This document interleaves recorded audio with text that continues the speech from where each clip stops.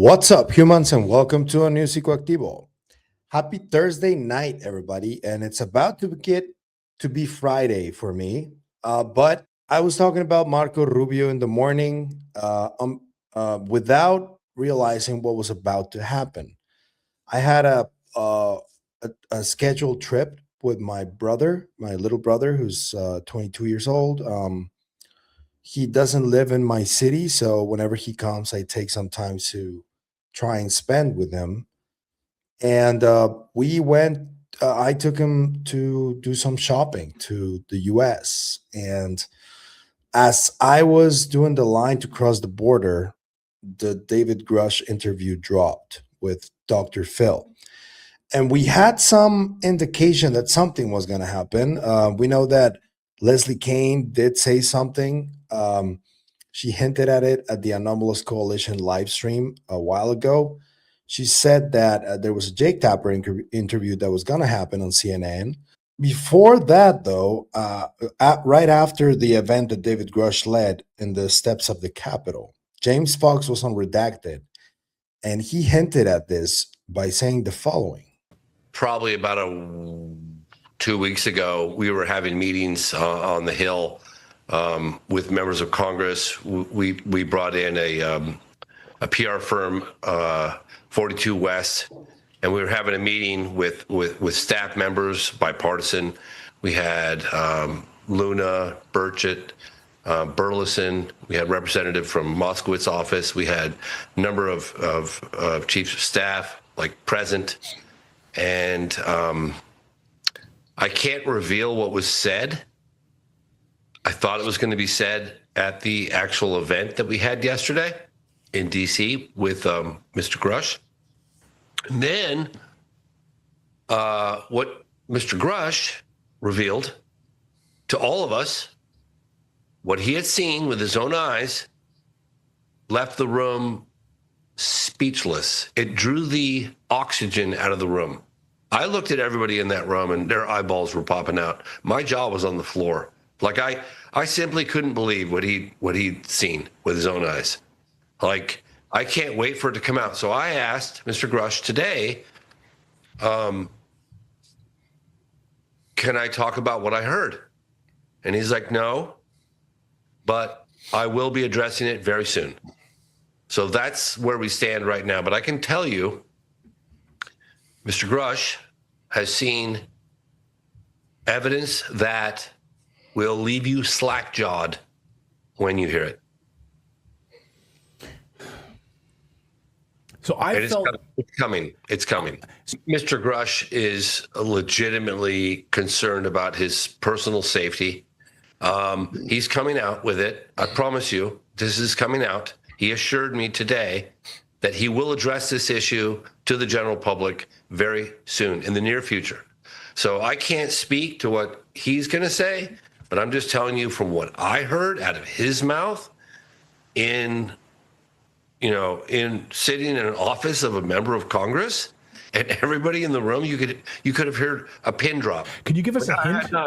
Can you give us a hint? Can you give us a hint? Can you? Is it related to crap? Can you maybe dance around it a little bit? I want to say you're killing me, Smalls. So if you can imagine, if you know about moment of contact that involves captured non-human intelligent beings, just think about that for a minute. Think about that case. I heard it out of his mouth, and I can tell you I was in the room, and I looked around the room, and I'm looking at these young, guys in their 20s, the staff guys, and their eyeballs were popping out of their head. My jaw was on the floor. I couldn't believe it. It was an outer body experience when I heard that. But I can tell you the impression I got was that he felt a little more protected to talk about this because of President Trump's directive to release the files. And that this is my speculation, okay? This is not what Mr. Grusch said. I got the impression that he was much more relaxed, even though he was still not fully relaxed, because of President Trump's directive to release these files, and that it was something that he had seen during his official investigations just within the last few years. And that I think it had an extremely profound impact on his life when he saw this evidence that he described. But again, I'm leaving it right there. Yeah. I've been talking with Republicans, and they said if Rogan tweets about this, that the president will hear it. And that can't overstate the significance that we need people. I'm not asking for money. We're not asking for get on your show. We're just asking, Mr. President, please, as many people as possible, release the files that should not be associated with national security. And that's the alien or non-human sentient beings. That's it. Very interesting and important point that he made right there. In the last few years, he said, so over the last 3-4 years, maybe, I don't know, that's when Grusch saw the evidence.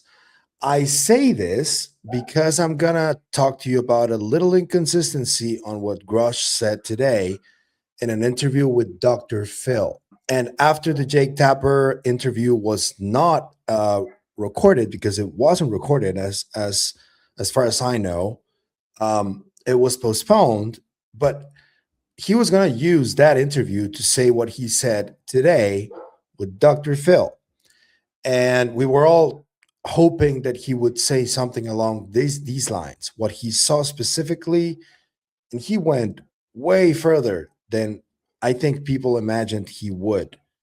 And well, now you can't go back from this. You can't come back from this. I can tell you also that this is not the only thing that Grusch is gonna release. I think that there's at least another thing coming. I know that there's stuff coming out from Congress, sort of like a plea proposal. Something from Dylan is coming. Something from Matthew is coming. And it's just like over the next week, like as I keep telling you, and today was the proof. And it's just going to get crazier. And yeah, of course, we do need to follow up all of these claims with evidence, with action, because none of this is going to work if there isn't a consecutive action after the many claims that were made today. But there are many connections that David Grusch made. He spoke about many different things. He spoke about MK Ultra. He spoke about telepathic communication between non-human intelligences and humans. I think that there was a moment there where he sort of may have alluded to Jake Barber, because I already told you guys, I think that he and Jake worked together on this. There are pictures of them together at Esalen Institute, but I think that they've been working on this for a while. Grusch also referred to the White Sands story that I've been reporting with you guys, and that Ross Coulthard made like a really interesting and important follow-up, I think, if true. There's also the medical records warning that he got. He got a 2-month notice that they were going to be released, the PTSD stuff that Ken Klippenstein released. He was notified about that. He expressed some doubts about Stephen Miller, that there were like mixed feelings about his performance in this. He asked for Marco Rubio, of all people, who I talked to you guys about in the morning. He asked Marco to guide him because, as I told you, I think that the most scared people to do something here were the senators, because whatever was disclosed to them back then, there were some of those senators who were scared for their lives. And what has been believed for a while now is that when Mark McCandlish, the one who presented the world with the ARV concept, Alien Reproduction Vehicle, was supposed to meet with Marco Rubio, just a few days before that, he was shot in the head. They claim that he shot himself, but there are many who dispute that. And that is one of the main reasons why Marco Rubio is being very careful about how he does this, allegedly. Oh, and Dave also offered Dr. Phil to take him to one of these facilities, but I guess my question to you is, if the president said, okay, Dr. Phil, with or without cameras, whatever, if David knows where these things are and gave me the clearance to accompany you there, you have the ability to take me to where we could see a craft and a cadaver somewhere, somehow. You believe you could? Oh yeah, we could take a little field trip out west, we'll say. Yeah, and we could certainly go to those facilities. So. And you believe there would still be something at one of these places that we would be able to actually see, knock on, something three-dimensional that's there. Yeah. Yeah, sometimes certain things are hard to move. When they're particular size, it's a little bit laborious to move. So I think there's some locations that likely are untouched, because I'll be very vague on that. Not to spook the herd. Yeah, I understand, and I don't.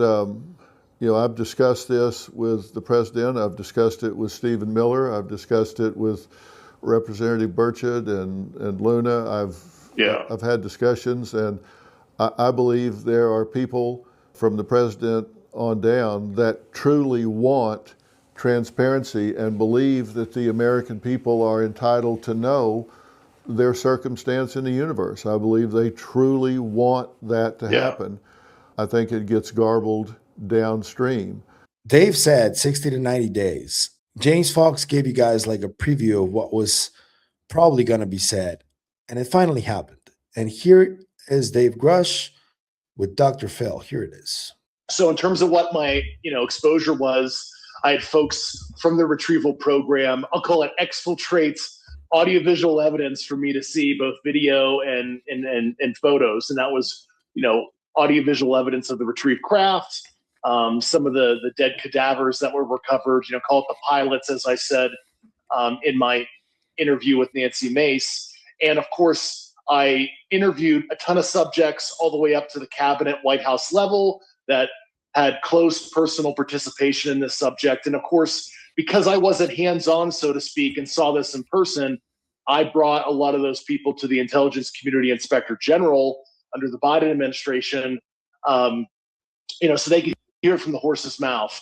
They can get. So this is where Joe Murgia actually found an inconsistency with what Grusch said, because in the Rogan interview, David Grusch said the following, and I'll explain to you why I don't think there's an issue with this. Because Dave said there, I wasn't privy to the information that these people were. And then James Fox also said that in recent years, David Grusch saw the evidence. So there's your difference. But this is the inconsistency that Murgia found about Grusch, because this is what he said on Rogan back in 2023. Are there discussions of interactions with live beings? There was some water cooler talk about that kind of thing, but I don't even want to get into it, because it's like there were some details provided to me, but it's like it's secondary, and I don't know if that's like the telephone game, and I don't know if it was hyperbolized in any way, in the break room, so to speak. So I'm so anal about making sure what I say is accurate. I don't know. So that inconsistency, I think, is because that happened in 2023. By that time, it's been 3 years since then. And I think that Grusch will explain this if this is what happened indeed. But I think that over the past 3 years, he saw a different type of evidence. And one of the main effects that is already having this interview, before we continue with David Grusch and the claims that he made, is Dr. Eric Davis, who just released, just like about an hour ago, reaction to this interview from James Fox himself. I'm going to show it to you, and watch out for what Dr. Davis says right here. My name is Dr. Eric Davis. I'm an astrophysicist and a chief scientist in the U.S. Defense Intelligence Industry. I investigated unidentified anomalous phenomenon, UAP, for 30 years. I've seen classified and proprietary defense intelligence industry evidence that the American public and the world have a right to see. That included photographs and documentation of retrieved craft and alien bodies, but I'm prevented from publicly sharing this evidence because of the threat to my security clearances, employment, and the potential for civil or criminal penalties. Mr. President, with your signature, you could waive the SF-312 NDA to protect UAP whistleblowers like myself. I respectfully request that you take swift and decisive action, as the nature of UAP should not be kept deeply classified. That was one of the effects, and more people are going to keep coming forward, as I tell you. But let's continue with Grusch right here, because there's more that he said, and I got to show it to you guys. You can get information on the locations of where this is being held, where the archives facilities are, where they hold all the program records, etc. And of course, this complaint was, considered credible and urgent. Admiral Haynes was forced to send it to the Senate and House Intelligence Committees in summer 2022. And then I subsequently provided 11.5 hours of classified testimony to the Senate and House Intelligence Committees. Unfortunately, from what I understand, there was a little bit of fear in those committees, especially in the Senate, and they didn't open up some full-field investigation. I think Mark Werner and Marco Rubio were a little nervous to really up the ante with the deep state that they were tackling. That's probably a longer discussion. And then, of course, the ICIG investigated it. And from what I understand, back channeled to me unofficially is Jake Sullivan in White House General Counsel Office basically told Tom Monheim, who was the Inspector General for the intelligence community under Biden, and his staff to stop. And they realized they were bumping into White House classified programs, something called special access programs. And eventually they were told to stop, from what I understand. And I would love for Mr. Monheim and Jake Sullivan, who's been in many interesting meetings about this subject. So I'd be curious what Mr. Sullivan has to say for himself when he was the National Security Advisor in his history on this topic. So something interesting and important about this, because we've been trying to figure out who this alleged or so-called coup de grace was, from an interview Matthew Pines gave a couple years ago. I don't know if you remember this, but I believe the coup de grace will be coming sometime this year with someone that everyone would recognize if they watch, if they paid attention to the news, you would know this person.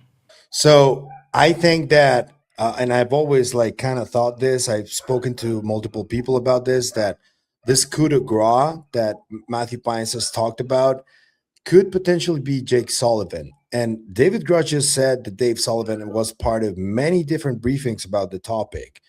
So presumably there is an interview of this coup de grace who may or may not be Jake Sullivan or somebody else. There was another allusion to an advisor to a vice president who spoke about beings communicating with humans and beings being kept prisoners, so to speak. Watch if you can spot the little reference that David makes about this. Once again, I hope Secretary Rubio is helping Stephen Miller at the White House, because I'm hearing mixed messages about Stephen Miller's seriousness. And I hope he understands how this will impact President Trump's legacy if this is botched. I think the JFK files release, unfortunately, it was just released to the public. I think even as a former intel officer, I still haven't come to a conclusion. What happened to JFK? Did CIA and the mob kill him, or what? It wasn't curated. It wasn't, explained to us what all this means. And I think the same thing needs to happen with the UFO file drops. It needs to be done in a professional way that's consumable for the public. A whole taxonomy of different intelligences, from very familiar type of intelligence where they seem just a little more advanced than us, to indescribable, non-corporeal type of sentience, goes back to the orb phenomenon that came out in Tranche 4, that the administration is having this issue with these luminous orbs showing up at a certain sensitive test range. What is that? You could see that it's intelligently controlled. They come in groups. This isn't just ball lightning here, but it's this, plasmoid type intelligence. Now, there might be a structured craft behind said plasmoid, and that plasma discharge might be an artifact of the propulsion system, possibly. But we're seeing even weird stuff like that is almost unknowable what it is unless we have some way of studying it or capturing it that I don't know about.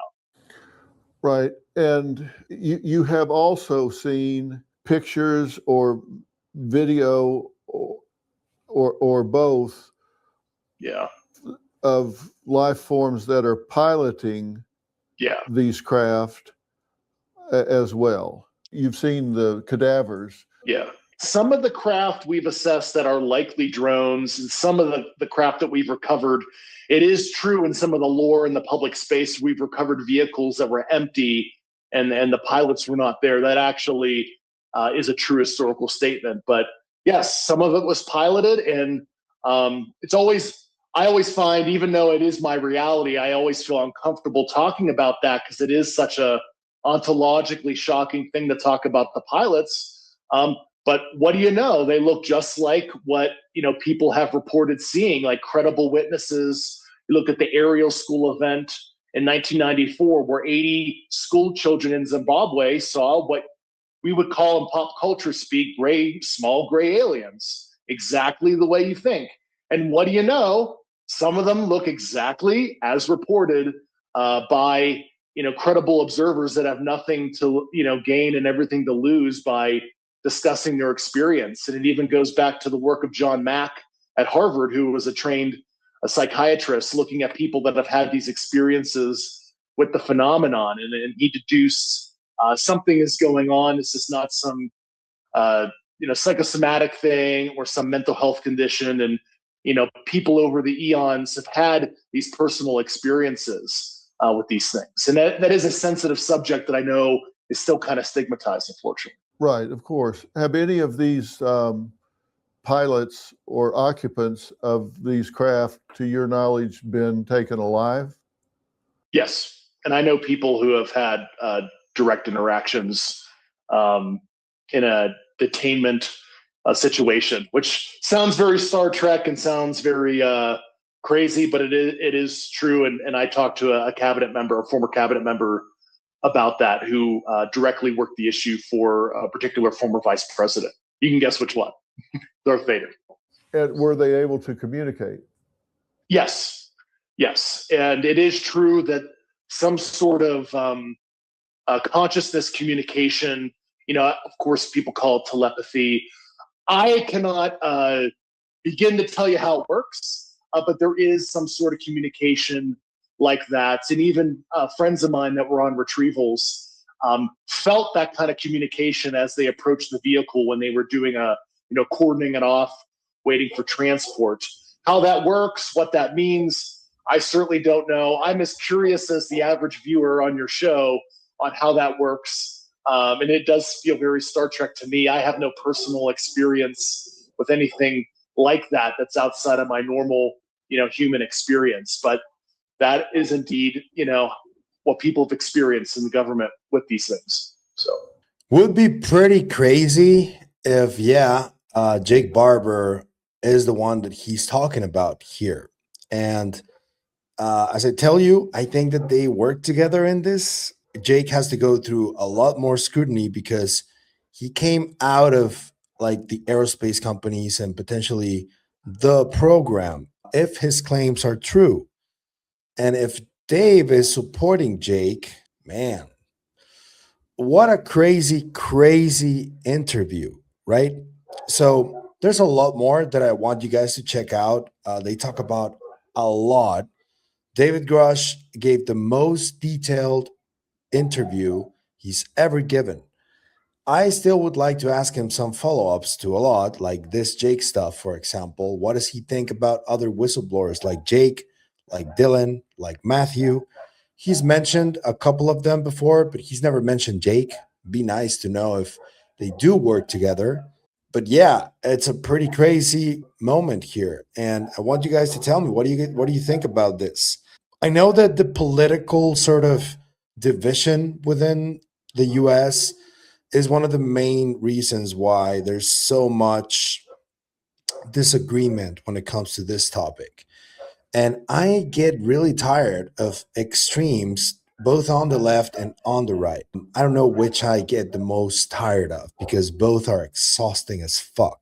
I would love it for them not to make it like that, but I think they're wired in a certain way and they can't help it. So unfortunately, this is what you guys are gonna get. And if you don't like it on either way of the aisle, tough shit, man. Really, this is happening. You can't really do anything about it. You're gonna complain about it, yeah. And you're gonna be probably right about many things, but you're also gonna be wrong about many, many things. And most of you just sound like you're bitter. And it's really unfortunate because a lot of those people that I see are also really talented people, and they're just wasting their energy with just hating on everything. And yeah, like you can point out the inconsistencies. I do it a lot. Joe Murgia just did, and he's been a Grusch supporter all the time. But it's the way in which you do it, and how you want to really approach the topic. And you can play in hurtful comments in there and slide them in, and that all has an effect, I think. But yeah, this is gonna keep happening, and we're gonna keep getting a lot of new stuff to chew on and to marinate on. And tomorrow on Doomer Friday, we are going to do exactly that. There was a lot happening this week, and it's gonna just keep ramping up. I don't know what will be released tomorrow besides the amazing interview that I think is gonna be between Chris Ramsey and Dr. Julia Mossbridge. That's gonna be out tomorrow. There's another great interview from Jesse Michaels with Dr. Jeffrey Mishlove, which I hear that they spoke about Jacobo Greenberg. I'm really excited about that. I'll probably do something about that tomorrow. But I'll see you guys tomorrow on Doom Friday to chew on this a little more and see more reactions like the one from Dr. Eric Davis. Who else is going to come forward and record a video and say what they know? It seemed there like Dr. Eric Davis may have some of that photographic evidence or videos, or I don't know. Let me know what you guys think about this in the comment section down below, and more to come. I guarantee it. Before I leave, I want to present you with Psicoactivo's 4th ever sponsor, a wonderful author by the name of Edson Freeman, and I want to thank him for sponsoring this video. I want to introduce you to one of the newest sponsors that are going to be part of Psicoactivo for the foreseeable future. One of these sponsors is author Edson Freeman, and he has a number of books that he has written that he wants to promote on the show. So I want to thank Edson for reaching out to me and for supporting the show. So I'm going to read you a couple of things, but the book is this one right here. It's the nonfiction book that he has. It's called Strange Light. It has opinions from Darren King, from Kelly Chase, and from Robin Lasseter. And this is the description right here. It says, the night after his wedding, a man walks out into the Texas desert. 1 a.m, alone in a clearing, flat on his back. He asks out loud to be taken. He wakes up hours later in bed, screaming. 3 figures at the corner of the bed, 7 feet tall, no faces. Manitoba, 1965. Children see something land in the field. 3 small figures get out and beckon to them. The kids run. Their father walks out and finds 3 smoldering circles in the grass. A parent, home alone with his grandchild, hears his adult son cry out. The phone rings 40 minutes later. He'd fallen from the ladder at work. He died at the minute of the scream. 3 of more than 20 accounts in a book called Strange Light by Edson Freeman. The question it's asking isn't whether to believe these people, it's what you learned if you did. Freeman's day job is in it. 30 years of working out why systems fail. But he isn't an investigator and he isn't building a case. He interviewed every person himself, let them talk, and had each of them check their own account for accuracy. Nobody in this book gets interrogated about how they can be sure. People tell you something different when they're not on trial. Blue Ink Review gave Strange Light a star review. Only about 5% of the books they see get one. Kelly Chase, host of Inquiry, says it isn't about proving anything, it's about listening. And Darren King, advisor of the John Mack Institute, calls the book quote, as delightful as it is paradigm shattering, end quote. Strange Light by Edson Freeman, paperback, hardcover, and ebook. On Amazon, you can find it, and at edsonfreeman.com, or ask your local bookstore to order it. I want to thank author Edson Freeman for sponsoring this video on Psicoactivo. And that's it for me today on this video, but I'll see you guys in the next one. Remember, stay curious and inquisitive like David Grusch. Always. Bye.